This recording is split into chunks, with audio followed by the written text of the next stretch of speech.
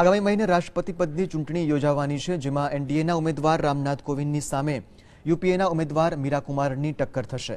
ત્યારે યુપીએના ઉમેદવારના સમર્થનની ચર્ચા કરવા માટે ગાંધીનગરમાં સર્કિટ હાઉસ ખાતે કોંગ્રેસના ધારાસભ્યોની બેઠક યોજાઈ હતી। આ બેઠકમાં પ્રદેશ કોંગ્રેસ પ્રમુખ ભરતસિંહ સોલંકી અને વિરોધ પક્ષના નેતા શંકરસિંહ વાઘેલાએ પણ હાજરી આપી હતી। તેમણે એક સુરમાં મીરા કુમારને સમર્થન આપવાની જાહેરાત કરી હતી।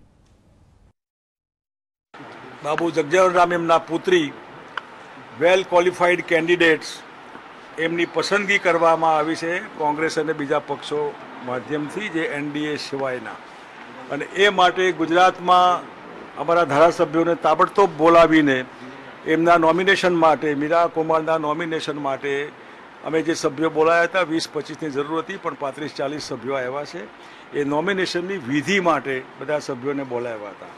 28મી તારીખે હું અને ભરતસિંહભાઈ અને જે કંઈ ધારાસભ્યોની ત્યાં જરૂર હશે એ દિલ્હી જઈને જે કંઈ આ નોમિનેશન પત્ર ભર્યા છે એ ચૂંટણી અધિકારી રાષ્ટ્રપતિ પદના જે કંઈ હશે એમને હેન્ડઓવર કરવામાં આવશે। એમાં અમે સાથે રહીશું।